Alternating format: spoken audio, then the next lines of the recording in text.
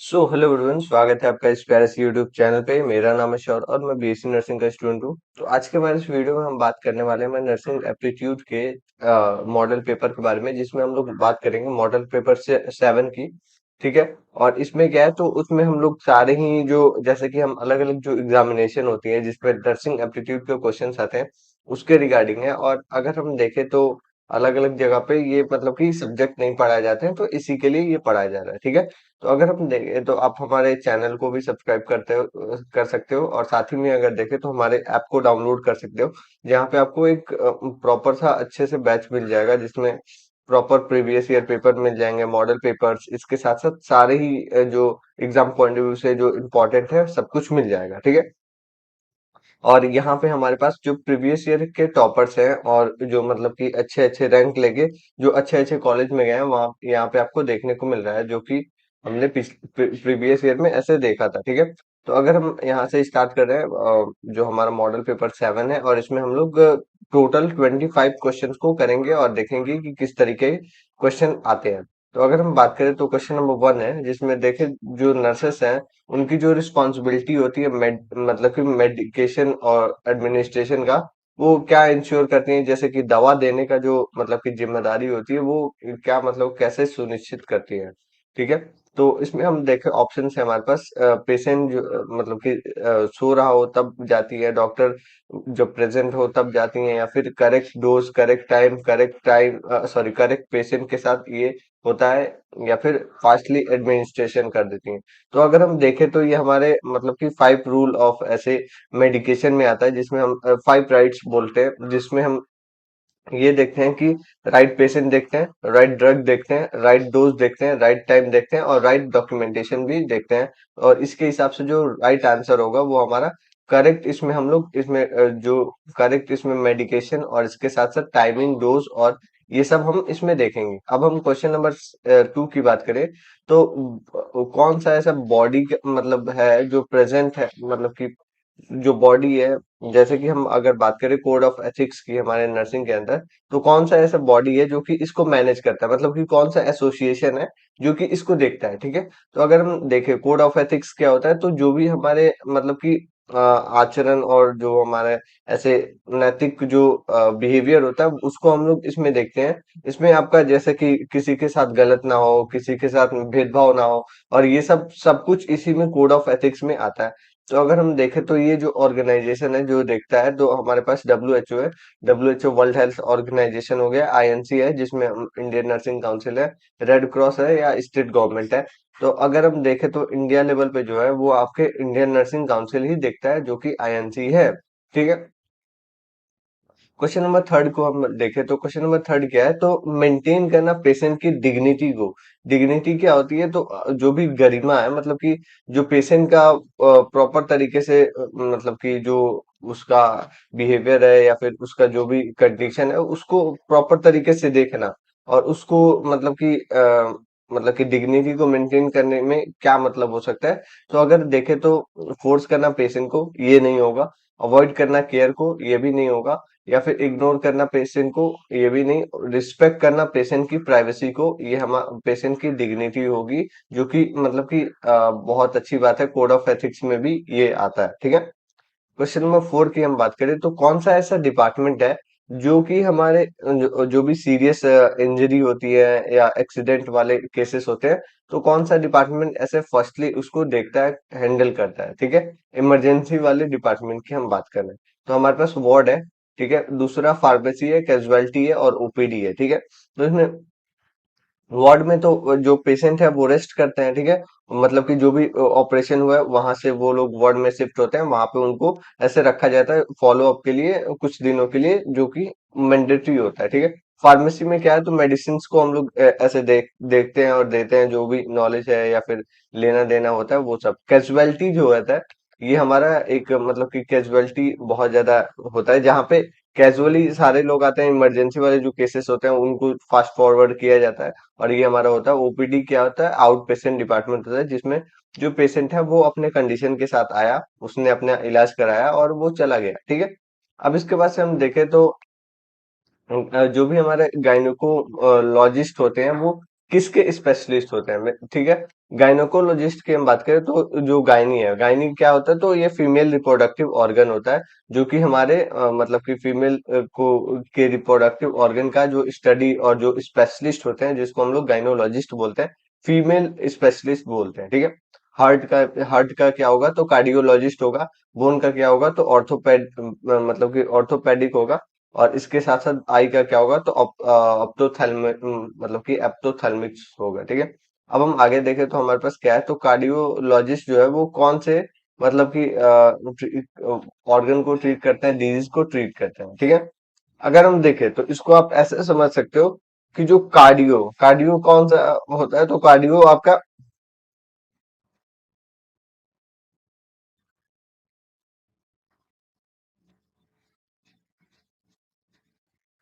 तो कार्डियो क्या होता है, तो कार्डियो एक तरीके से देखें तो कार्डियक मसल होता है, जो कि आपके मतलब कि हार्ट का लेयर होता है, ठीक है।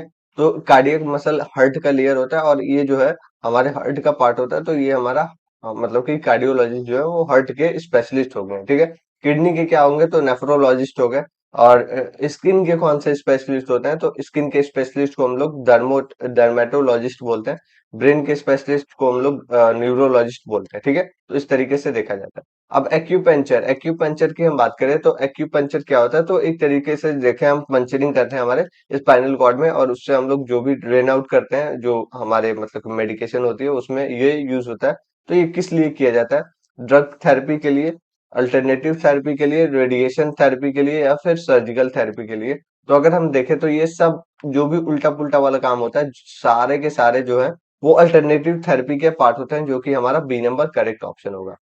अब हम आगे बात करेंगे क्वेश्चन नंबर 8 की, जो कि हम देखें तो इसमें क्या है, तो विच सिंबल इंडिकेट इमरजेंसी एग्जिट, ठीक है। कौन सा ऐसा सिंबल है जो कि आपके आपातकालीन को ऐसे निकास, आपातकालीन जो निकास होती है वो दर्शाता है, ठीक है। तो अगर हम देखें तो रेडिएशन साइन ये नहीं होता है, रेड क्रॉस ये हो सकता है, ठीक है। ग्रीन रनिंग मैन ये साइन नहीं हो सकता है, बायो हैजार्ड भी नहीं होगा।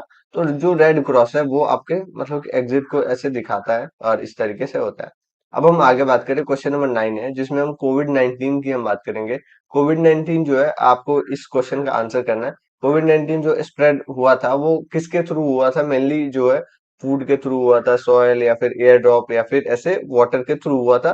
तो आपको ये कमेंट में आंसर करना है कि 19 कोविड 19 स्प्रेड मेनली थ्रू, ठीक है, किससे हुआ था, एबीसीडी आपको बताना है।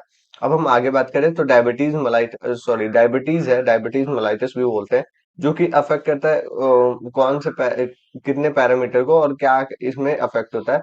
अगर देखें तो पल्स रेट है, ठीक है। दूसरा ब्लड शुगर लेवल है, ऑक्सीजन लेवल है, और इसके साथ साथ ब्लड प्रेशर है। तो अगर हम देखें तो जो डायबिटीज मेलाइटस है, मतलब कि जो शुगर वाले पेशेंट है, उनको हम लोग ऐसे नॉर्मल लैंग्वेज में शुगर के पेशेंट बोलते हैं। लेकिन अगर हम मेडिकल के लैंग्वेज में देखें तो हम डायबिटीज मेलाइटस डायबिटीज बोलते हैं, ठीक है। तो बी नंबर करेक्ट ऑप्शन होगा। अब हम आगे बात करें तो क्वेश्चन नंबर 11 है, जिसमें हम देखें तो अर्थक्वेक का हम लोग प्रिपेयर्डनेस अगर कर रहे हैं, उसके अंदर क्या होगा, मतलब कि अर्थक्वेक अगर आने वाला है तो उसके लिए हमें क्या तैयारी करके रखनी चाहिए, तो इसमें हमें बताना है। तो अगर हम देखें तो पहला जो ऑप्शन है हमारे पास, इग्नोर करना वार्निंग को, जैसे कि कुछ भी अगर थोड़ी भी मतलब कि ऐसे हिल डुल रहा है धरती, तो उसको इग्नोर करना। रन करना फास्ट, या फिर स्टे काम रहना, और इसके साथ साथ स्लिप करना। तो अगर देखें तो पहला तो आपको इग्नोर नहीं करना है, और मतलब कि जो भी वार्निंग आपको मिल रही है उसको इग्नोर नहीं करना है, ठीक है। दूसरा अगर देखें तो फास्ट रन भी नहीं करना है, जैसे कि अगर मतलब कि अर्थक्वेक हो रहा है तो आप उसमें गिर सकते हो, इस तरीके से, ठीक है। स्टे काम, शांत रहोगे तो ये सही रहेगा। और स्लीप, अगर सोना चाहो तो सो भी कहाँ सोओगे, इस तरीके से घर घर गिरने के चांसेस रहते हैं। तो इसमें अगर देखें तो करेक्ट ऑप्शन जो है आपका सी नंबर करेक्ट ऑप्शन होगा, जो कि हमारा स्टे काम होगा, ठीक है। क्वेश्चन नंबर 12 को देखें तो क्वेश्चन नंबर 12 क्या है, तो फर्स्ट एड जो होता है चॉकिंग के अंदर वो क्या इंक्लूड होता है, चॉकिंग का क्या होता है, मतलब कि कुछ भी आप खा रहे हो तो वो मतलब कि फंस गया गले में, या फिर ऐसे गले में कुछ भी आपके अटक गया, तो उसको अगर निकालना हो या उपचार करना हो, तो उसके लिए फर्स्ट एड क्या होना चाहिए, तो आप इमीडिएट वाटर देते हो, या फिर जो भी आपके मतलब कि जो भी हेमचिक हेमचिक सॉरी हेमलिच जो होती है, जो भी टेक्नोलॉजी होती है उसको यूज करते हो, इग्नोर करते हो या फिर पेशेंट को ले डाउन करते हो। तो अगर हम देखें तो इसमें जो हमारा करेक्ट ऑप्शन होगा वो हमारा हम मतलब कि हेमलिच जो मतलब कि मैनुएवर जो होता है वो यूज होता है। इसमें क्या होता है, तो हम लोग पीछे से ऐसे जो पेशेंट है उसको हम लोग ऐसे कस के मतलब कि ऐसे चेस्ट को दबाते हैं और उसको पुश करते हैं। पुश करने से वो जो भी उसने खाया हुआ होता है वो ऐसे बाहर की तरफ निकाल देता है, और इस तरीके से इसमें होता है। ठीक है। अब क्वेश्चन नंबर 13 है, उसमें हम क्या देख रहे हैं, तो ओरल जो मतलब कि हाइजीन है वो कैसे प्रिवेंशन करता है। तो ओरल हाइजीन की हम बात करें, फीवर में प्रिवेंट करता है, या फिर अगर देखें तो इंजरी से, इन्फेक्शन से, या फिर फ्रैक्चर से। तो ओरल हाइजीन हमें इन्फेक्शन से प्रिवेंट करता है, कोई भी संक्रमण होने से ऐसे बचाव करता है। ठीक है। अब क्वेश्चन नंबर 14 है, 14 में क्या है, तो जो हमारा क्लियर ऐसे मतलब कि सराउंडिंग है जो हेल्प करता है किस वे में, और मतलब कि कैसे ये प्रिवेंशन करता है। ठीक है। तो अगर हम क्लियर सराउंडिंग की बात करें, मतलब कि क्लियर वातावरण की हम बात करें, तो इसमें न्यूट्रिशन हो गया, जो भी आपके मतलब कि डिजीज स्प्रेड हो गया, रिकवरी हो गई, इसके साथ साथ जो ग्रोथ है वो सब आ जाता है। जिसमें हम देखें तो ये अगर देखा जाए तो इसमें करेक्ट ऑप्शन जो है क्लियर जो सराउंडिंग में कैसे हेल्प करता है, तो ये डिजीज को स्प्रेड करने में से बचाता है। जैसे कि हम देखें तो आप क्लियर अगर सराउंडिंग रखोगे तो ना ही मच्छर लगेंगे, मच्छर से डेंगू नहीं होगा। इसके साथ साथ जो फाउलर स्मेल है वो नहीं होगा, उससे जो है आपके लंग्स डिजीज भी नहीं होंगे। इसके साथ साथ जो अदर जो मतलब की बीमारियां होती है वो सब भी नहीं होंगी। ठीक है। क्वेश्चन नंबर 15 है, क्वेश्चन नंबर 15 क्या है, तो ये कौन सा इंस्ट्रूमेंट हम लोग यूज करते हैं ऐसे बीपी अपैरेटस, मतलब कि सॉरी मैंने आंसर ही बोल दिया। कौन सा ऐसा इंस्ट्रूमेंट यूज करते हैं ब्लड प्रेशर को ऐसे मेजर करने के लिए। ब्लड प्रेशर जो रक्तचाप होता है उसका मापन यंत्र क्या होता है, तो ये हमें बताना है। तो अगर हम देखें तो हमारे पास अलग अलग ऑप्शंस है, जिसमें हम देखें तो पहला जो ऑप्शन है हमारे पास वो क्या है, थर्मोमीटर है। दूसरा जो है मतलब कि ग्लूकोमीटर है।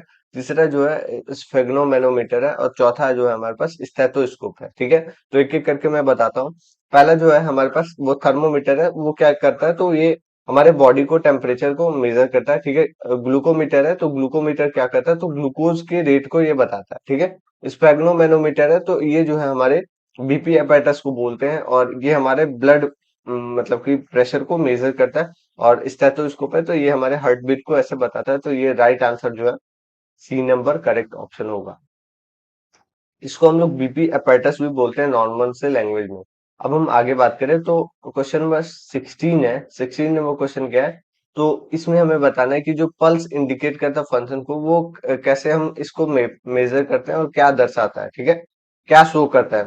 अगर हम देखें तो पहला जो ऑप्शन है हमारे पास, लीवर को शो करता है, लंग्स को शो करता है, हार्ट को शो करता है, या फिर किडनी को। तो अगर इसमें हम करेक्ट ऑप्शन की बात करें तो हमारे जो इसमें हम अगर करेक्ट ऑप्शन की बात करें तो करेक्ट ऑप्शन क्या होगा, तो इसमें हमारे हार्ट को ये शो करता है, और ये मतलब कि प्रॉपर तरीके से दिखाता है कि हार्ट रेट कितना है, पल्स इंडिकेट करता है। ठीक है।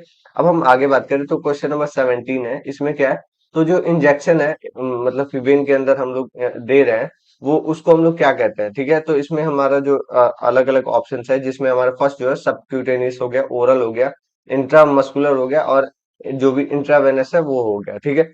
अगर हम ऑप्शंस के हिसाब से देखें तो इसमें जो हमारे पास राइट आंसर होगा, जो हमारा वेनस के अंदर दे रहे हैं हम लोग इंट्रावेनस दे रहे हैं। ठीक है। वेन के अंदर हम दे रहे हैं, इसमें हमारा ये राइट आंसर होगा। ऐसे ही हमारा इंट्रामस्कुलर जो है मस्कुलर में देते हैं, ओरल जो है हम ऐसे ओरली कोई भी मेडिसिन टैबलेट ये सब देते हैं। सबक्यूटेनियस है तो सबक्यूटेनियस लेयर में दिया जाता है।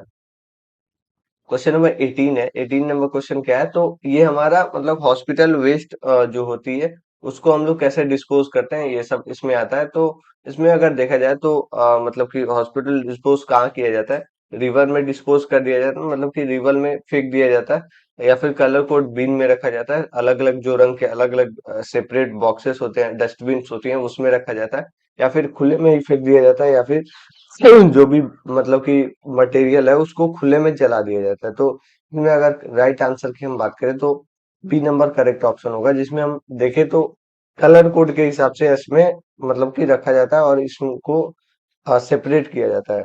ठीक है। 19 नंबर क्वेश्चन है कि जो नर्सेस हैं वो रिपोर्ट करती हैं पेशेंट के कंडीशन को जब कुछ भी ऐसे बदलाव देखने को मिलता है तो उसमें वो किसको रिपोर्ट करती है, किसको सूचित करती है। ठीक है। विजिटर्स। विजिटर्स कौन होते हैं? तो वो पेरेंट्स होते हैं जो कि पेशेंट के साथ आए होते हैं, उनको नहीं करना होता है। साफ करने वाले को तो बिल्कुल नहीं। ठीक है। डॉक्टर्स को आपको बताना होता है कि हाँ उनका कंडीशन क्या है, कैसे कैसे खराब हो रहा है। ठीक है। सिक्योरिटी को भी नहीं बताना होता। क्वेश्चन नंबर 20 है, जिसमें हम देखें तो मास्क को वियर करने से कैसे हम बचाव, मतलब कि कैसे जो भी हमारा मतलब इन्फेक्शन है और ये जो होता है वो कैसे बचाव कर सकते हैं, क्या कैसे किस चीज को बचाव कर सकते हैं?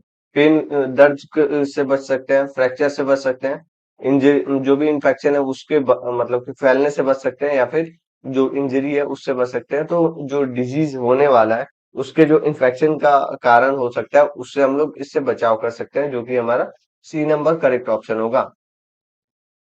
क्वेश्चन नंबर 21 है, तो इसमें क्या है, तो कौन सा ऐसा डिपार्टमेंट है जो कि ऐसे मतलब कि परफॉर्म करता है ब्लड टेस्ट को? ठीक है। ब्लड टेस्ट की हम बात करें तो रक्त जो परीक्षण होती है वो कौन सा विभाग देखता है?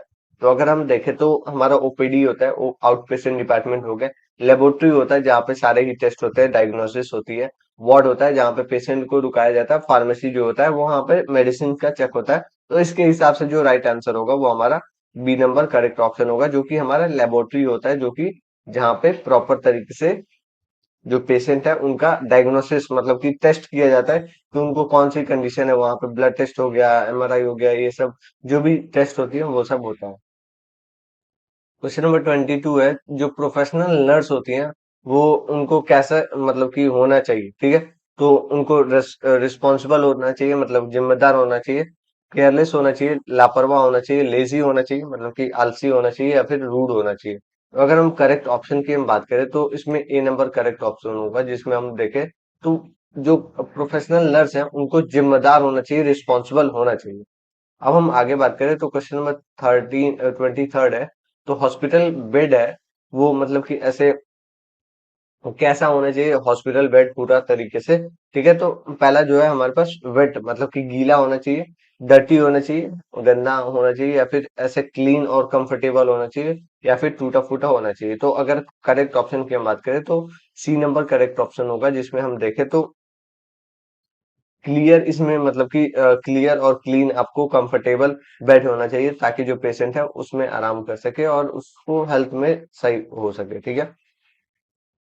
क्वेश्चन नंबर 24 है, इसमें हम देखें तो हमारे पास क्या है, तो जो स्टडी प्लान हम लोग करते हैं वो कैसे इंप्रूव होता है? तो जो भी हमारा कंफ्यूजन से इंप्रूव होता है, स्ट्रेस से, या फिर लर्निंग हम लोग कर रहे हैं इफेक्टिव वे में उससे होता है, या फिर वीकनेस से होता है?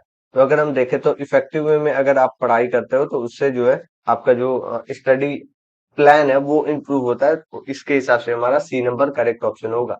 ठीक है। लास्टली हमारे पास जो क्वेश्चन है वो हमारे पास नर्सिंग मतलब कि प्रोफेशन के रिगार्डिंग है। इसमें क्या है, तो जो नर्सिंग मतलब कि पेशेवर होता है वो उसके अंदर क्या आवश्यकता होती है, क्या आवश्यक होता है? ठीक है। तो पहला जो है क्रोध होता है, क्रोध होना चाहिए, एंगर होना चाहिए। ठीक है। कंपैशन और जो स्किल है मतलब कि करुणा और मतलब कि कौशल होना चाहिए। ठीक है। डर होना चाहिए, या फिर केयरलेसनेस होना चाहिए? तो अगर हम करेक्ट ऑप्शन की हम बात करें तो हमारा जो बी नंबर करेक्ट ऑप्शन होगा, जो कि हमारा मतलब कि जो पेशेंट है उसको प्रॉपर कंपैशन होना चाहिए, स्किल्ड होना चाहिए, और उसके साथ साथ एक मतलब कि ह्यूमैनिटी वाले कैरेक्टर होना चाहिए, जो कि हर एक पेशेंट के लिए हो। ठीक है। तो ये इस तरीके से हमारे ये यहीं पे खत्म होता है। और ये अब जो है यहाँ पे एमसीक्यूज के जो आंसर्स हैं वो भी मैच कर सकते हो। ठीक है। और जो ये हमारा बैच है मतलब कि जो जो कि आपको नर्सिंग गुरुकुल के ऐप पे मिलेगा, आप इसको ज्वाइन कर सकते हो। इसमें क्या क्या मिलेगा आपको, तो रिकॉर्डेड लेक्चर्स मिलेंगे, लाइव टेस्ट सीरीज मिलेंगी, मॉक टेस्ट मिलेंगे, मतलब कि मॉडल पेपर्स मिलेंगे। इसके साथ साथ जो टेस्ट होता रहता है हर एक मतलब कि छोटे छोटे इवेंट्स पे, हर एक 2 दिन पे, हफ्ते भर में। तो इसको आप प्रॉपर तरीके से आप इससे तैयारी अच्छे से कर सकते हो, और प्रीवियस ईयर पेपर्स भी आपको यहाँ पे मिल जाएंगे। तो मिलते हैं नेक्स्ट वीडियो में, और जल्दी से जल्दी आप कोर्स को ज्वाइन कर लो। मिलते हैं नेक्स्ट वीडियो में। Thank you.